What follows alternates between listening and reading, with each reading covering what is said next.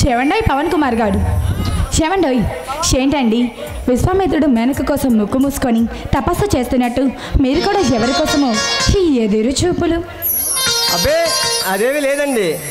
అయినా పాపం విశ్వామిత్రుడి దగ్గరికి ఇంద్రుడు మేనకను పంపి పుణ్యం కట్టుకున్నాడు. మరి ఈ పవన్ కుమార్ దగ్గరికి ఏ దేవిని పంపించడానికి ఏ ఉత్తమ కుమారుడో పుణ్యం కట్టుకోవాలి. అయినా మిమ్మల్ని వర్ణించడానికి ఏ ఉత్తమ కుమారుడో ఎందుకండి? మీరే ఎవరైనా అమ్మాయిని స్ట్రైట్గా వెళ్ళి నేను నిన్ను గాఢంగా ప్రేమిస్తున్నాను అని చెప్పేయండి. అంత అదృష్టం నాకుందంటావా దేవి? మీకేం తక్కువ అండి.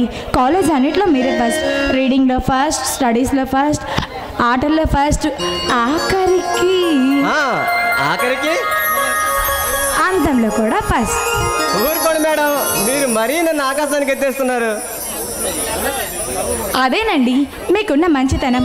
ఎందుకంటే మీరు ఎవరితోనో ఓపెన్గా మాట్లాడరు. ఎందుకంటే మీకు చాలా మొహమాటం ఎక్కువ. ఎందుకండి మొహమాటం? ఇప్పుడు నేనున్నాను, నాకు మీతో మాట్లాడడం అంటే చాలా ఇష్టం. మీతో స్నేహం చేయడం అన్నా, మీతో ఇలా మాట్లాడడం అన్నా నాకెందుకో తెలియని ఆనందం కూడా.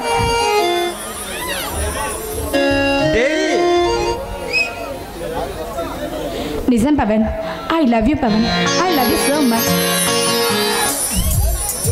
దేవి నువ్వంటే నాకెందుకో అదో తెలియని అనుభూతి. నిన్ను చూడాలని, చూస్తూ అలాగే ఉండిపోవాలని నా ఆశ. కానీ నీవేమని అనుకుంటావని చిన్న భయం. చూడు పవన్, నువ్వు అసలు ఈ కాలేజ్ స్టూడెంట్వి కాదు తెలుసా? నీ కాలేజీ ఫ్రెండ్స్ని చూడు, ఒక అందమైన అమ్మాయి కనిపించగానే ఐ లవ్ యూ అంటూ వెంట పడుతున్నారు.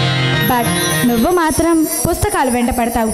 ఈ పుస్తకాల పురుగుని ఏ అమ్మాయి ప్రేమిస్తుంది చెప్పు? నాలాంటి తింగరది తప్ప. దేవి నువ్వు నా గుండె గుడిలో వెలసిన దేవతవు. నువ్వు నా తోడుంటే చాలు, ఎన్ని యుగాలైనా నీ కోసం ఎదురు చూస్తూ ఉంటాను.